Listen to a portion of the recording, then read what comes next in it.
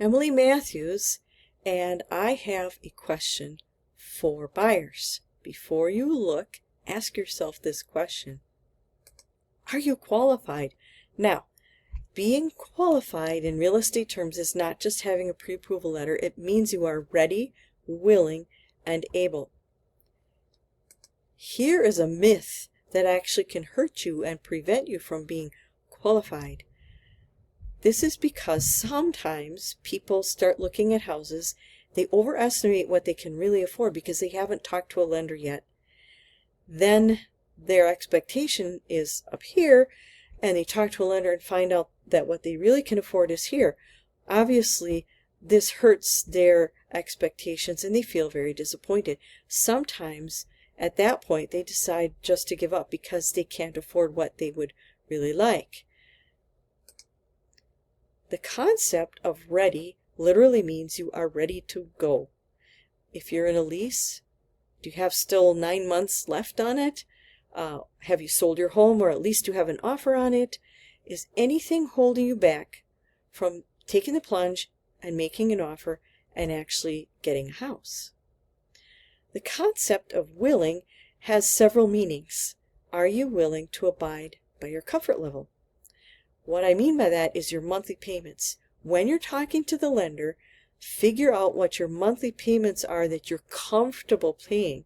A lot of lenders will say, oh, you can max out at whatever level, but the monthly payments would really be too much for comfort level. So stay within your comfort level. You will be so grateful later on that you're not stretched too thin.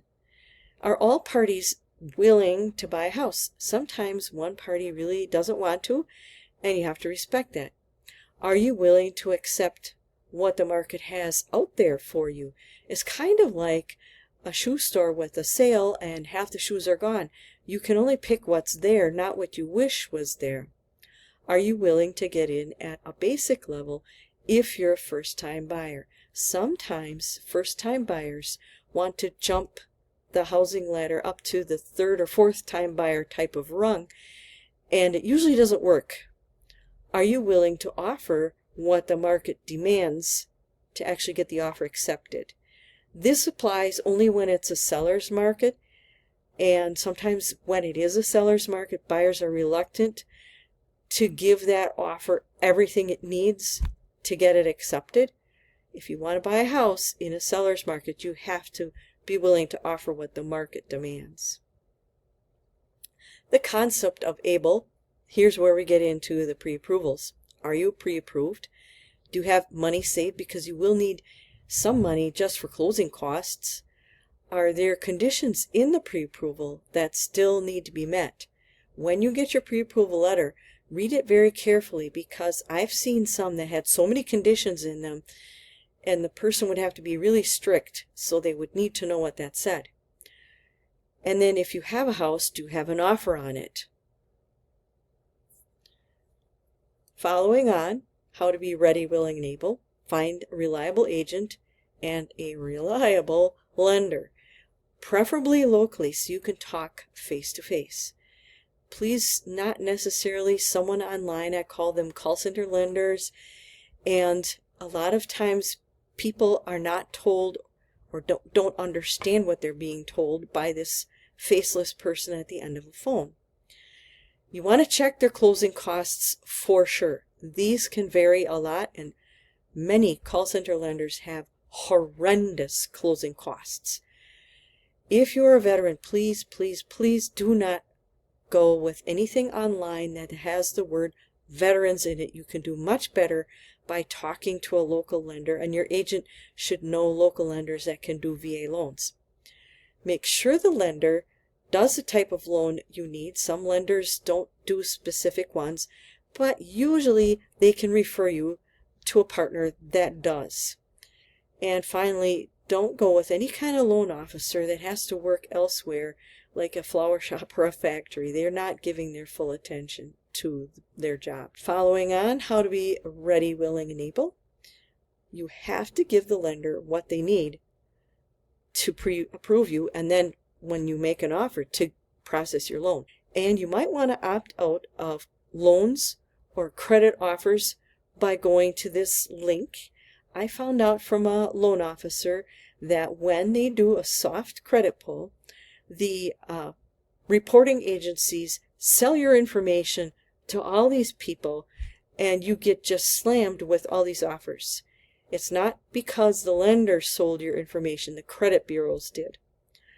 And one guy actually got 100 calls, which is just shameful. Shame on the credit bureaus.